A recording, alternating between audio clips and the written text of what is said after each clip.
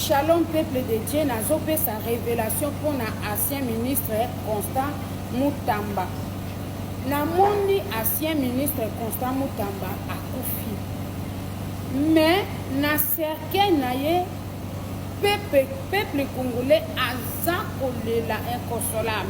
Mais na cercueil na ye eza elongi ya 2 personnes. Nazomona elongi ya Lumbumba na cercueil liboso. Après na komona deuxième elongi eza elongi ya Constant Mutamba. Et ekamusinga landa révélation. Zambé meminga na révélation kola kisanga makambo yo ekokomela biso na mboka oyo sima ya mwatangu buke.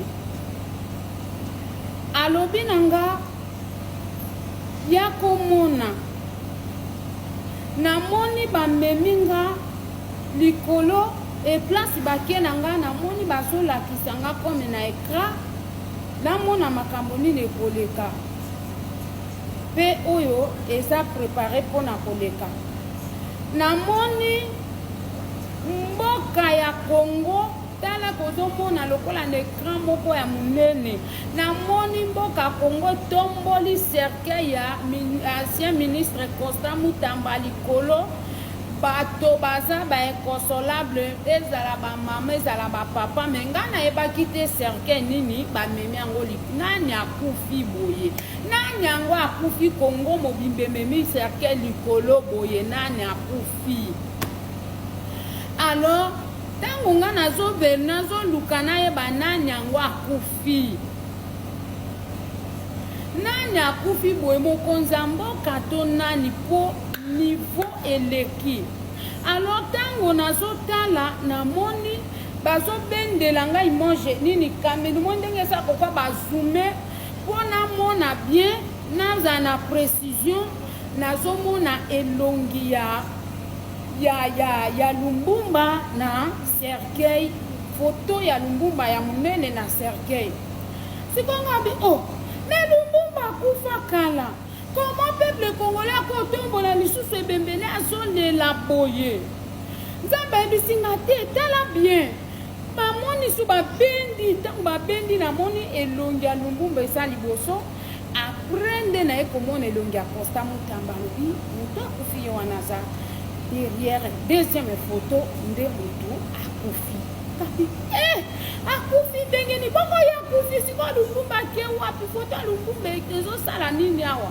Nde babandi ko expliquer nga balobi moni nzamba zongisaka bato ya oyo bazalaki fort pona ko soutenir mboka to pona ko soutenir œuvre de Dieu to pona famille moko mutu moko soka azalaki ke bozalaki na étoile moko ke azalaki ko peser nzamba ebisinga soki po perdre ye bokomona ke bane lekiti mais après nzamba restauraka lisusu mutu moko azwi kaka ame wana asali yango na ndenge mosusu mais la personne akoyeba te ke aza image ya mutu oyo akufaka liboso. Nde ozomona esprit ya Lumbumba ezongaki na Congo mais bino Congo bo négligé yango et après so na yango wana ye aza sima parce que esprit o ezaki ko conduire ye eza esprit ya Lumbumba lokola bino Congo bo négligé yango ekei. Alors tango na kibongo na kanisi makambo Lumbumba sala na Congo na bandi kolela na lobi Seigneur pourquoi tiki akufa Seigneur il fallait potika akufa. Alors soki akufi sikoto kozwa isusu wapi akoya lisusu nani akoya isu na esprit ya boye kouta wapi babi il faut akufa parce que mindele bakolinga pe mutu abongo teko akozala na sens na ye eza sens moko eza juste et puis aza kuna te mutu na ye eza kaka pona peuple na ye. Alors soki bako détruire kaka yango wana ake na ye. Ma sœur mon frère naleli jusqu'à ce que nazo surtout kana vision pendant de o mutasa